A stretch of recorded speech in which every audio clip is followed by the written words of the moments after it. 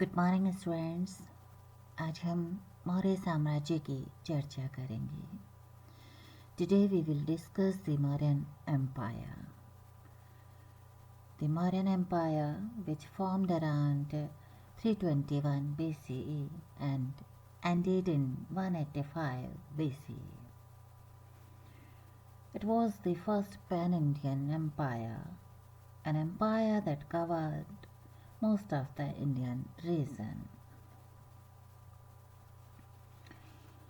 This empire was led by three major emperors: Chandragupta Maurya, Bindusara, and Ashoka. Chandragupta Maurya was from 321 to 298 BC. Bindusara was from 298 to 272 BC, and Ashoka was from 272 to 232 BCE. Chandragupta established and spread the empire, and Bindusara and Ashoka expanded it further. तो आज हम मौर्य साम्राज्य की चर्चा करने जा रहे हैं। मौर्य साम्राज्य जिसकी स्थापना चंद्रगुप्त मौर्य ने की। इस साम्राज्य की स्थापना प्राचीन भारतीय इतिहास की एक महत्वपूर्ण घटना रही है, क्योंकि इसकी स्थापना के बाद से हम एक निश्चित इतिहास कालक्रम की ओर अग्रसर होते हैं।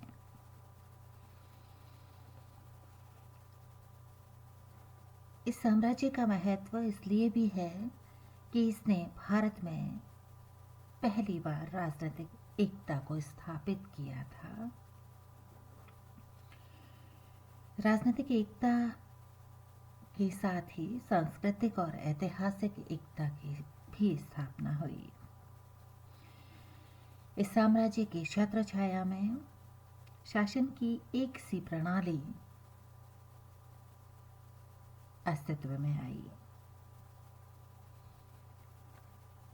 व्यापार, वाणिज्य, विज्ञान, साहित्य और कला की अभूतपूर्व उन्नति हुई।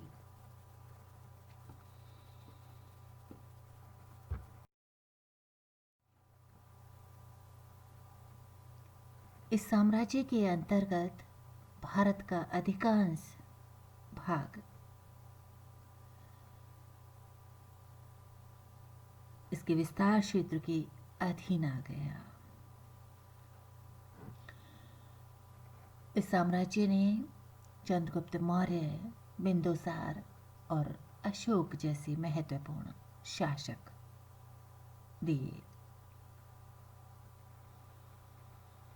जिनका भारत की राजनीतिक स्थापना में महत्वपूर्ण योगदान रहा है।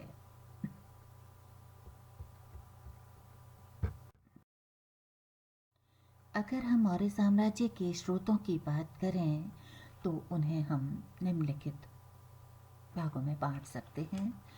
फर्स्ट, अभिलेखीय स्रोत या epigraphic sources. Second is literary sources और साहित्यिक स्रोत। थर्ड इज आर्कियोलॉजिकल सोर्सेस या हम कहें पुरातात्विक स्रोत। अगला है विदेशी स्रोत या the accounts of foreign travellers. And next is punch-marked coins.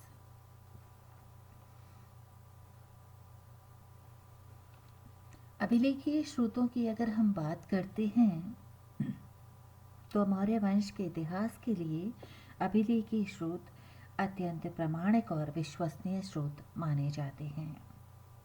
इनमें अशोक के अभिलेख सर्वाधिक महत्वपूर्ण हैं। अशोक के अभिलेख शिलाओं, स्तंभों और गुहाओं पर उत्कीर्ण किए गए थे। ये अभिलेख तिथि युक्त हैं और इनकी भाषा प्राकृत है। ये सभी अभिलेख ब्राह्मी लिपि में हैं, किंतु शाहबाजगढ़ी और मानसेरा से प्राप्त अभिलेख खरोष्ठी लिपि में हैं। तक्षशिला और लमगान से प्राप्त अभिलेख अरमाइक लिपियों में हैं।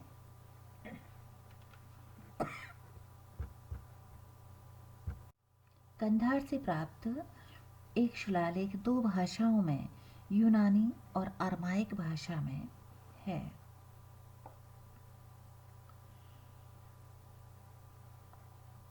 दूसरा महत्वपूर्ण स्रोत है साहित्यिक स्रोत या लिटरेरी सोर्सेस।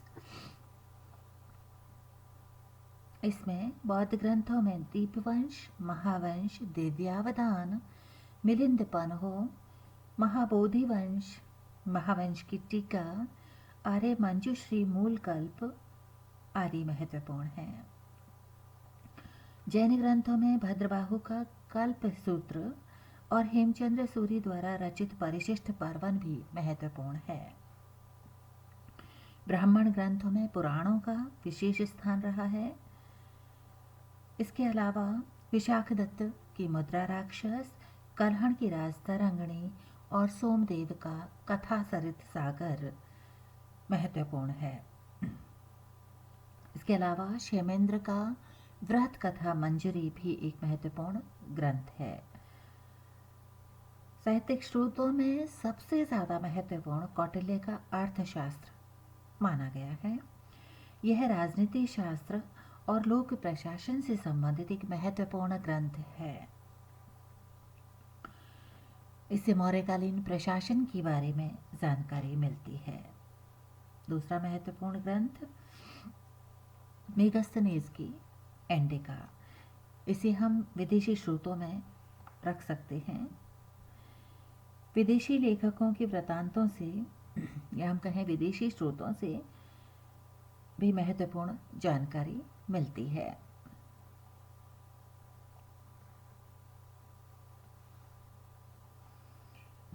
विदेशी स्रोतों की अगर बात करें तो इनमें नियार्कस, एरिस्टोबुलस और ओनिस्क्रिटस का विवरण महत्वपूर्ण है। इसके अलावा मेगास्थनीज की इंडिका, मेगास्थनीज के बाद आने वाले यूनानी राजदूतों में डायमेकस और डायोनिसियस महत्वपूर्ण हैं। इसके अलावा Strabo, कार्टियस, Pilani, Plutarch, Ariane, Justin और टॉलमी। ये फॉरेन ट्रैवलर्स समय समय पर भारत आए और इनके विवरण से भारत के संबंध में महत्वपूर्ण जानकारी मिलती है। पुरातात्विक स्रोतों की अगर हम बात करें या हम कहें आर्कियोलॉजिकल सोर्सेस, तो इसमें हम बहुत सारे अवशेष मिले हैं हमें।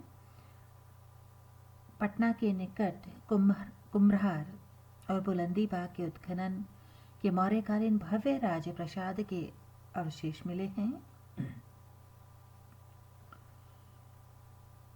राजगृह, कौशाम्बी, पाटलिपुत्र, हस्तिनापुर और तक्षशिला आदि स्थानों से जो उत्खनन हुआ है उससे भी हमें महत्वपूर्ण जानकारी मिलती है। उत्तरी चमकीली मृद भांड के साथ ही मौर्यकालीन राजप्रसाद, गुहा विहार, प्रस्तर मूर्तियां और अशोक के स्तंभ से मौर्यकालीन कला के बारे में महत्वपूर्ण जानकारी मिलती है। अगर हम मुद्राओं की बात करें तो इनमें पंचमार्क कॉइन्स को हम रख सकते हैं, पंचमार्क सिक्कों को, पंचमार्क मुद्राओं को हम रख सकते हैं, जो भारत के सर्वाधिक प्राचीन सिक्के हैं। इन सिक्कों पर किसी शासक का नाम नहीं है, ना ही कोई तिथि इन पर अंकित है। इनमें से ज्यादातर सिक्कों पर केवल वृक्ष, सूर्य, चंद्रमा, पर्वत, पशु पक्षियों आदि प्रतीक चिन्हों का अंकन है।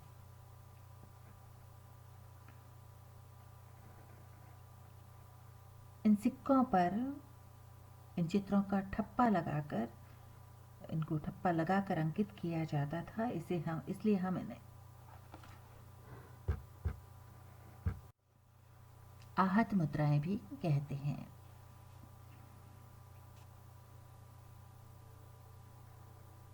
अधिकांश स्थानों से इन सिक्कों की हमें प्राप्ति हुई है। तो ये कुछ महत्वपूर्ण स्रोत हैं जिनसे हमें मौर्य साम्राज्य को जानने और समझने में मदद मिलती है। जब हम मौर्य साम्राज्य का अध्ययन करते हैं तो उनमें ये स्रोत हमारी महत्वपूर्ण सहायता करते हैं। तो आज के इस वीडियो में इतना ही। अगले वीडियो में फिर मिलेंगे। धन्यवाद।